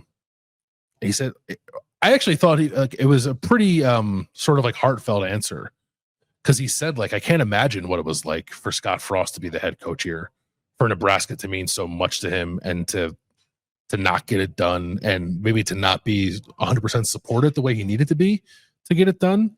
And then Matt Rhule said, it wasn't a good job. Like, it wasn't a good job when I got here, but we made it a good job, and we're about to make it a great job because he thinks they're going to start winning more. So, like, I don't think he was really throwing shade at Scott Frost. I think he was actually like somewhat empathetic to Scott Frost. Whether or not you think Scott Frost deserves it, I don't. I think Scott Frost was popping off and sounding stupid. But Matt Rhule's, he's a head coach and I'm not. He's been in those shoes. Maybe he knows better than I do. But I just thought it was like sort of like a very like measured, confident response to that from Matt Rhule, rather than he could have thrown pot shots at Scott Frost and he didn't. Okay. You want to talk about your guy? Yeah, we had Henry Lutowski, offensive lineman for Nebraska, on, and Nebraska, the offensive line is pretty important. Like the trenches, I think, are going to be the things that set Nebraska's season on one path or another. Like, if the offensive line's right, the defensive line's right, and they have a lot to replace on the defensive line. I think everything else is kind of maybe where it needs to be. So I asked Henry about adding 2 key transfers on the offensive line: Elijah Pritchett from Alabama, Rocco Spindler from Notre Dame, both of whom had started at the previous schools and are going to make impacts. But Henry took it in a different direction, which I actually think is probably even more important about Nebraska when they take that next step as a winner. Major deal for Nebraska last year. Kind of got over a hump a little bit, got back to the postseason. How are you guys looking to build upon that as you go into 2025? Yeah, I mean, the bowl game was really the first game of this season. So, I mean, to start the year 1-0 was great. And, kind of getting that off our back, we realized, like, hey, we can do this, and, like, we should do this every single year. And so I think that's, kind of the new bare minimum for what we're moving into. You guys brought in a couple of transfers on your offensive line, Elijah Pritchett, Rocco Spindler.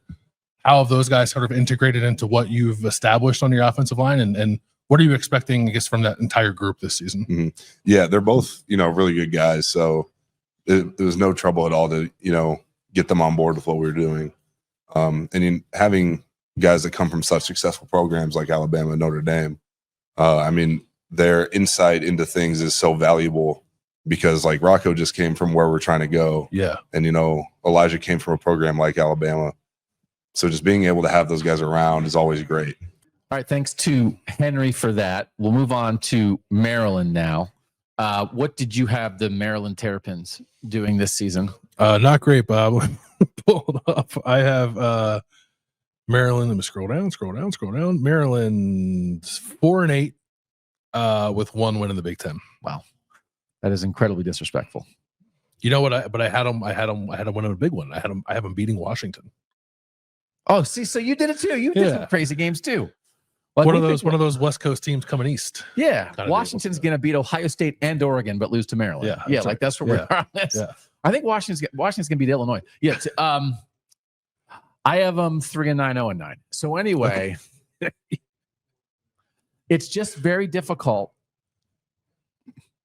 when we talk about the strength of. So they play Florida Atlantic, Northern Illinois, and Towson in the non-conference. But we talk about the strength of this middle of the Big Ten. The problem for Maryland is, like, their most winnable games are on the road, right? So it's like at Wisconsin. It's like, well, I don't know if Wisconsin's going to be great, but you got to go to Wisconsin. Washington, Nebraska, at UCLA. Again, it's like, okay, but you got to go the other side of the country and play Nico. Indiana at Rutgers, which Rutgers is looking at that as like that's one of the best chances for Rutgers to win Big Ten games this year. Wow Bowl. At Illinois, Michigan, at Michigan State. And at the end of the season, it's like Michigan State might be in a spot to be like trying to make a bowl game. And like that's, so it's just hard. And I thought Mike Locksley, I think he spoke, the way he spoke at the podium, I think he's trying to be very pragmatic and philosophical while staring the reality of this in the face, which is that this is a really good and deep league. And Tony Petitti said it's deeper and stronger than it's ever been. And that, in theory, is good news. It is not good news for a team like Maryland. For a team like Maryland that, under Mike Locksley, has really succeeded. Yes. And I think Mike Locksley has done a good job.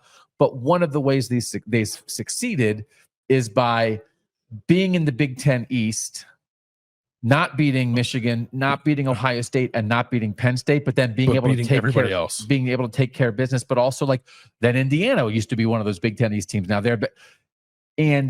I don't want to say they're getting left behind. It's just when you have a bunch of good teams, somebody has to lose.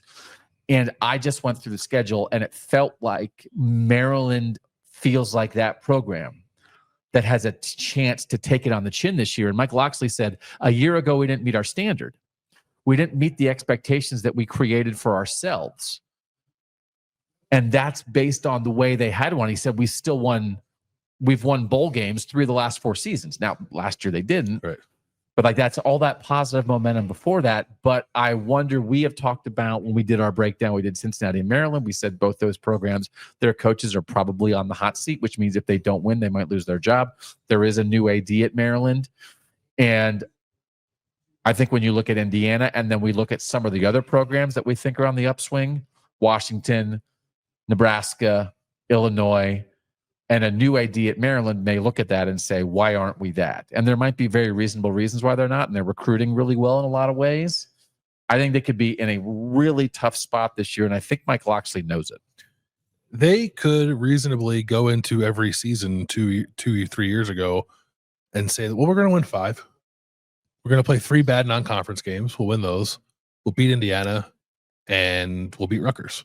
And yes, now, and then Indiana, we'll try to beat Michigan State, or we'll probably play a West Northwestern or something. Yeah, that isn't a team in the West. You're Not very good. You're going to get at least one team from the West who's not very good. Yeah, and that's not the way of the Big Ten anymore. You can still, in this new scheduling world, end up with a schedule that looks like that. But they don't have it this year, and it's a bad time to not have it for Maryland, because they were 7-6, 8-5, 8-5, 4-8, and I don't know how they get to 6. I don't know how they get back to the postseason against this schedule. Unless there's some magic in Justin Martin or Malik Washington, whoever ends up being the team starting quarterback. I think there's some skill, like we talked about. Is it Nolan Ray, right? Yeah. So you love Nolan Ray, yeah. I think there could be. There's always like skill pieces there on both sides of the ball.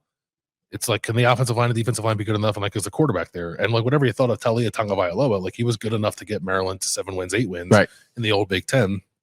And it's just not the way that's not the world that Maryland is living in anymore. So like, this is another team that has a schedule that's just like a lot of teams in that middle of the Big Ten, but I don't think they're better than any of those teams. Right. They're a bottom tier Big Ten team that's going to have a heck of a time trying to beat anybody in the middle. They may go with Malik Washington. Mike Locksley has said that already.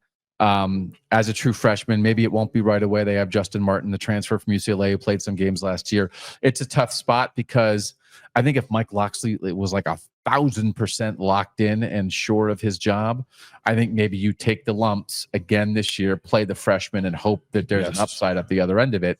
But you might be taking lumps with the freshman for a new coach, and then once a new coach goes in, maybe that freshman transfers before he's a sophomore, or even if he stays. Like Mike Locksley, I think, is maybe caught in between, because he might be in save his job mode, which doesn't line up with play the talented freshman quarterback mode.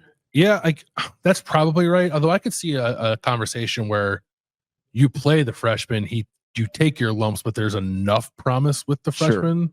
Even like in a 3-9, 4-8 season, they said like, well, we gotta just getting Malik Washington. There's promise in that. Yeah. And very highly rated local kid. They got Zion Ely coming in next year, a 5-star defensive end from Maryland. They're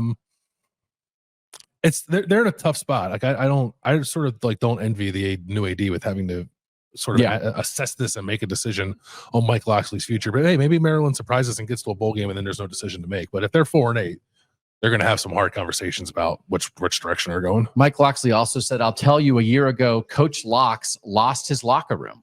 For me to stand in front of a group of media and tell you that I lost my locker room, and it wasn't because I wasn't a good coach. It wasn't because they weren't good players, because we were better than a 4-win team. What we had to do is we had haves and have-nots for the first time in our locker room, and the landscape of college football taught me a valuable lesson. So I think that that's an NIL conversation. That's a players getting paid conversation. We're there. Everybody has to figure it out. It is now part of your job as a coach to navigate this. Mm-hmm. Can it be something that is truthful and also sounds like an excuse at the same time? Yeah, I don't want to be dismissive of the idea that it's a new reality that every coach has to navigate. But now you want to call yourself a good coach, that's part of the job.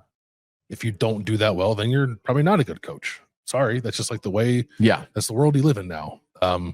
That's more of an NFL kind of mindset that didn't exist in college football 3 or 4 years ago.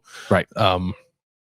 But yeah, I think it's mostly a cop out. Like I don't think they did a good job. I don't think the offense is put in a tremendous position to succeed with some of the stuff they had going on at offensive coordinator. But that doesn't mean Mike Locksley can't get it back.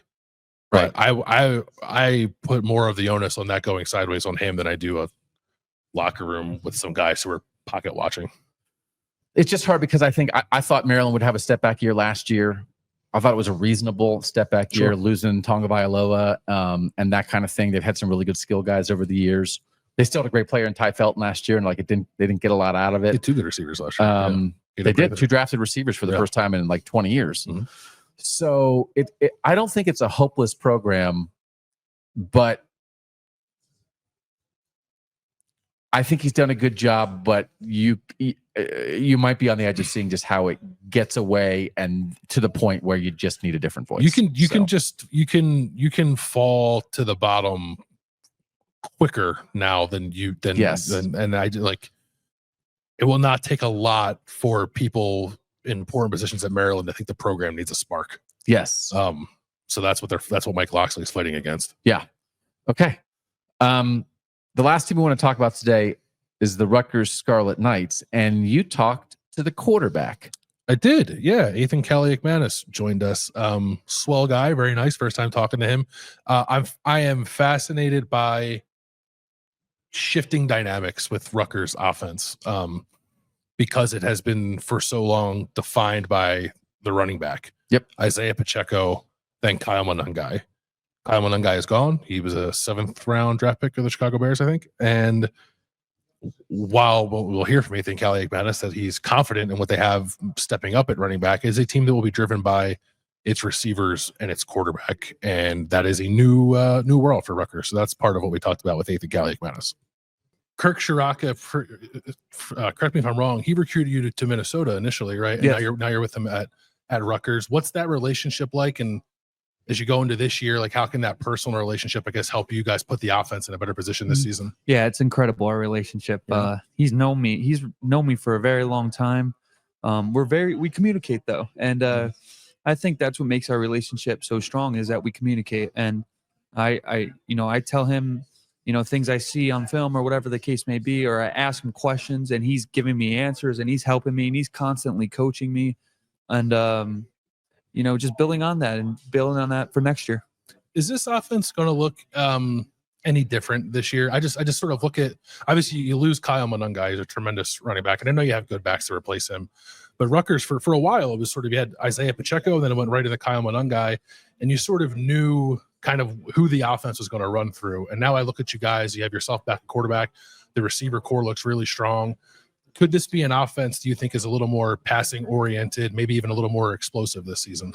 Yeah, Coach Soraka, number one, always puts us in the best position to win games, whether that's running the ball or that's throwing the ball. And if it takes running the ball to win the game, Coach Soraka, we're going to run the ball to win the game. Mm-hmm. If it takes passing the ball to win the game, we're going to pass the ball to win the game.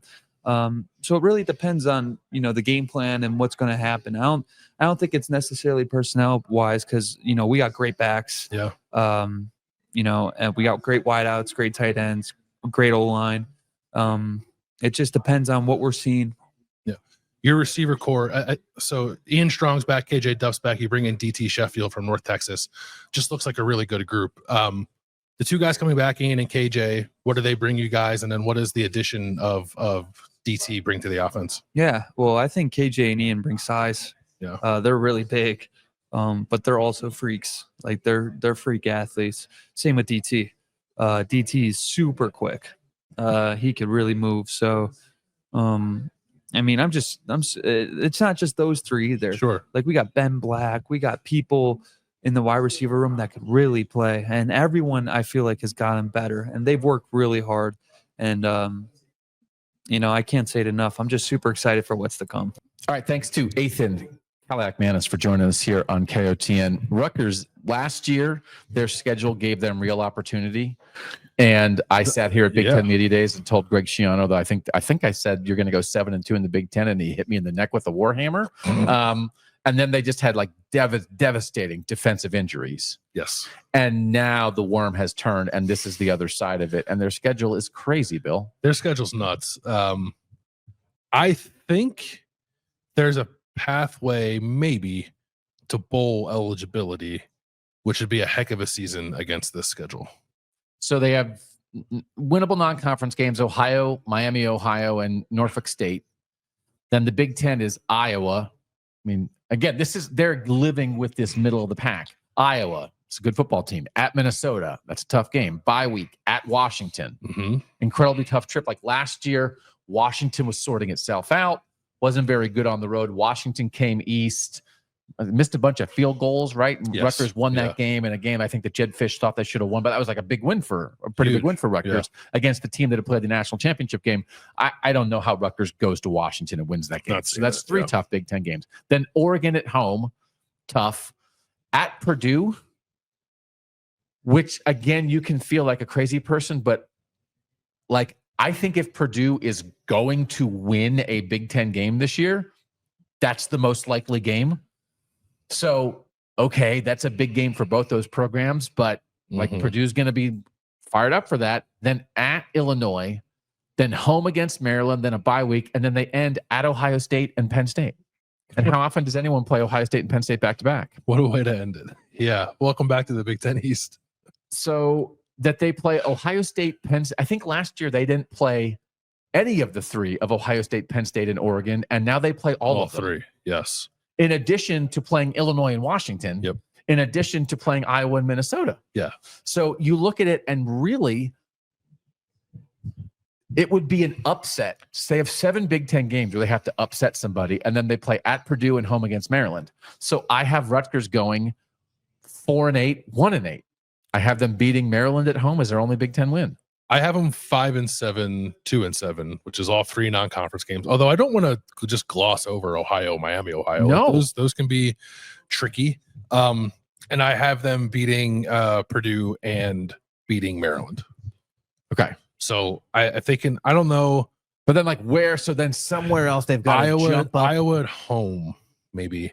The Minnesota Rutgers is like a little bit of a thing. There's some we talked about last year. There's familiarity there that like kind of ratchets that game up a little bit. So because Rutgers took Minnesota's quarterback, Rutgers has Minnesota's former quarterback. PJ Fleck and Greg Schiano were incredibly close. There's crossover between the two staffs. Curt Cignetti, the offensive coordinator, came from former Minnesota offensive coordinator, now at Rutgers. There's a lot there. So there's emotions there that could maybe affect both sides and make that game closer. But I actually think it's probably the Iowa game. If like Mark Gronowski at Iowa doesn't quite have his legs under him yet, can Rutgers beat Iowa at home to get what for me would be a game that gets them bowl eligibility? Maybe. And again, you are what your record is, right? I mean, to a large extent, you can if and but your way through this kind of thing, but your record's your record, and it's what we end up talking about. I'm predicting similar seasons for Maryland and Rutgers, but like I don't think Mike Locksley and Greg Schiano are in similar spots, right? Funnily enough, like it's weird that we're like I think Rutgers has better receivers than Maryland, which is not something I don't think I'd ever say. Yes, similar spots. I think Rutgers is maybe a little better off. Okay. Yeah. What are some of the other? You got some other Rutgers guys that jump out to you? We mentioned it in the combo with Athan Kaliakmanis, DT Sheffield from North Texas, slot receiver. Guy with a lot of juice, good speed, like good after the catch stuff. We talked about him a fair amount when we did the KOTN showdown with Rutgers, but I just think he's got a chance to be among the most impactful transfers I think in the Big Ten this year, and it's more interesting to me just because of the changing dynamics with Rutgers offense and like Kirk Ciarrocca, we've seen in the past like knows how to make a pretty compelling offense out of good receivers and a quarterback who can facilitate, not even be something like extra special, just like make the right decisions. So there could be something there. The passing game at Rutgers could be something that helps them overcome some other deficiencies and maybe have a slightly better season than we're envisioning. So this is slightly backwards thinking. I think maybe the reason that I think Greg Schiano at the moment is better positioned to withstand rough waters than Mike Locksley is because Rutgers was worse than Maryland before. Oh yeah. That Maryland has always kind of been, they had a couple 2-10 years in 09 and 11 with the end of Ralph Friedgen and the beginning of Randy Edsall. But like Maryland's mostly like a 5, 6, 7 win program. And this is like Greg Schiano being smart. It's smart to remind people of things like this. Greg Schiano at the podium on Tuesday. We came back to Rutgers. This will be our 6th season back. We were dead last, and we could hardly see it from there. It was a tough start, but we've kind of step by step climbed our way to the middle of the league. I didn't come back to do that. I came back to win the championship. That may sound funny to some that have followed college football, but that's what we're going to do. So the end of that quote is we're going to win the championship. The beginning of that quote is reminding everybody how bad Rutgers was before he came back for the second time, which is they still are on that climb. And if they do go 1-8 in the Big Ten against a very difficult schedule, I don't know that anybody in Piscataway is going to be like, I can't believe how dare we stand for this with Greg Schiano. I'm going to pull it up now. Chris Ash, how many Big Ten games did Chris Ash win? 2? -3. Yeah, I don't. It was. You couldn't have been any worse, I think, than they were under him. So it's a good reminder. I think ahead of a season, he won 3 Big Ten games. He was 0-9, 3-6, 0-9, 0-2, and got fired. Yeah. So 3-26 in the Big Ten before Greg Schiano got there. Whatever happens at Rutgers this year will not feel like the bottom in recent times. It's a little dangerous for Maryland if it. If I'm going 0-9 in the Big Ten, if that really happens, it will feel like the biggest bottoming out in recent times in the last 15 years, and that's a dangerous place to be, especially in a changing landscape. Yeah, and then Deion Sanders will coach Maryland, or Brian Hartline. Okay. Thanks to all of our wonderful guests for joining us here on Kings of the North. On the first day of Big Ten Media Days on Tuesday. Again, we know this is the Wednesday show. Just the way the setup is, we feel like the best chance is to really talk ball with the 6 teams that talk each day. Bring that to you the next day. Bring a lot of information, a lot of interviews.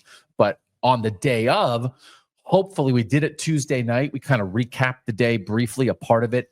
Our hope would be Wednesday night, kind of recap the news so you don't have to wait for that, and then come back on Thursday and talk ball with some of the teams who are talking Thursday, who include who? Do we have who's the list? We got the list? I don't have the list. Talking on Wednesday, we'll bring you back on Thursday. So that will be headlined by Penn State, I think, right? Penn State is talking on Wednesday.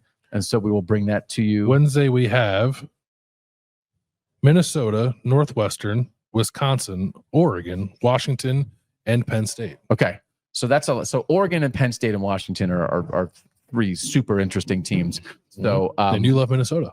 We will be talking about them on the Thursday show, but we'll hope to have a little recap on Wednesday night. We got a lot going on here, and also don't forget the 25-year winter. Thanks as always. You got a lot going on. He's live on the scene here with us. He's our great producer, Mike Rostowski. Appreciate his work as always. Thanks to you guys for joining us and consuming all of this Kings of the North content. We're just super excited to be here, to be in the thick of the Northern college football discussion. He is Bill Landis. I am Doug Lesmerises. We'll catch you the next time we're talking ball on Kings of the North.